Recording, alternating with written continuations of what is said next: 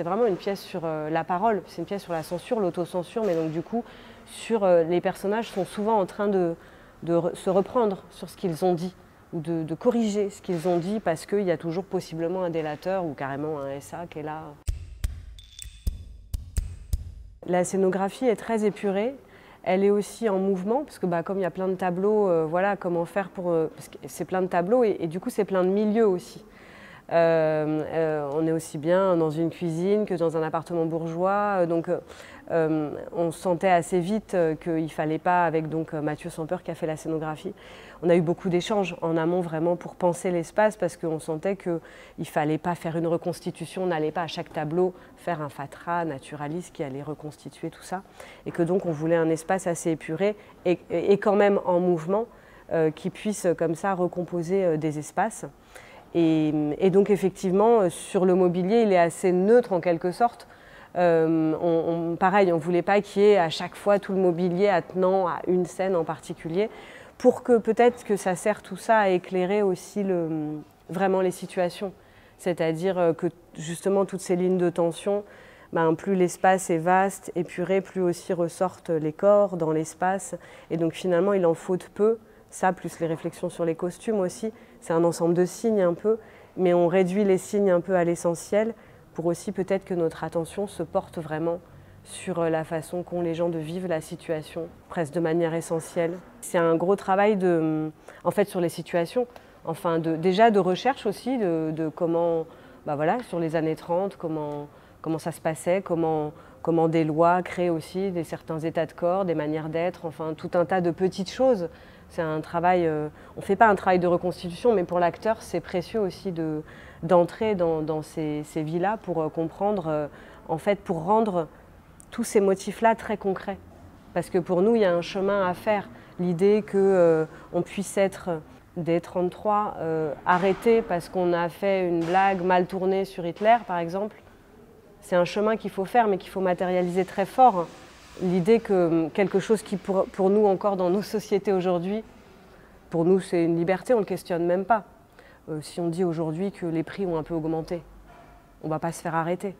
Mais dans la pièce, si, en fait, on peut se faire arrêter. Parce que c'est la preuve qu'il y a une scène où il dit « Ah, on est tombé chez des marxistes, donc hop, ils se font coffrer ». Et elle a juste dit « Ah, c'est pas comme ce que dit ton mari, c'est vrai, il dit que les prix ont un peu augmenté ». Donc il y a un travail à faire très concret pour les acteurs pour qu'effectivement la peur puisse s'incarner, c'est-à-dire de mesurer les effets aussi de ce qu'ils vont dire. C'est vraiment une pièce sur la parole, c'est une pièce sur la censure, l'autocensure, mais donc du coup, les personnages sont souvent en train de se reprendre sur ce qu'ils ont dit, ou de corriger ce qu'ils ont dit, parce qu'il y a toujours possiblement un délateur ou carrément un SA qui est là. Donc ça c'est très fort, donc c'est comme un travail que Brecht finalement a fait déjà, puisqu'il faut dire qu'il a quand même écrit la pièce dans son temps. C'est étonnant, c'est très visionnaire, c'est un travail documentaire, hein, c'est très étonnant jusque dans les moindres détails. C'est comme s'il avait vraiment photographié son époque, il l'écrit dans les années 30, c'est en train de se passer. Il découpe des coupures de journaux, voilà, donc tout est très documenté. Il y a une dimension documentaire, donc nous, notre travail, pour les acteurs en tout cas, c'est de réentrer dedans pour matérialiser tout ça le plus possible. Il y a une scène très emblématique qui s'appelle Le Mouchard, où un couple s'engueule parce que son enfant vient de sortir. Pourtant, la femme lui a dit « va t'acheter des bonbons ».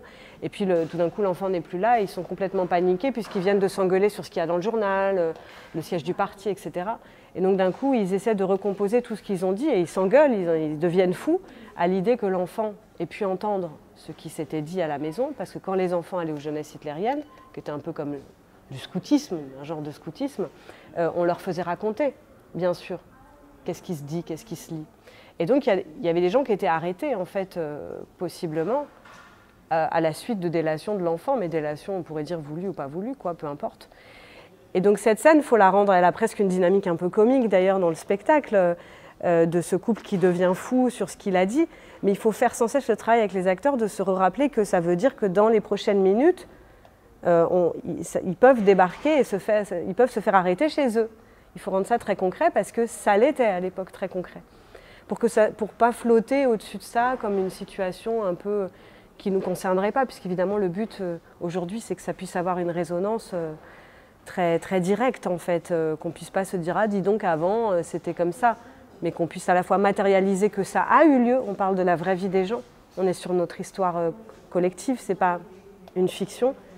Et en même temps, ça peut nous arriver. Enfin, c'est parce qu'on passe on regarde comme ça de près le processus des humains entre eux.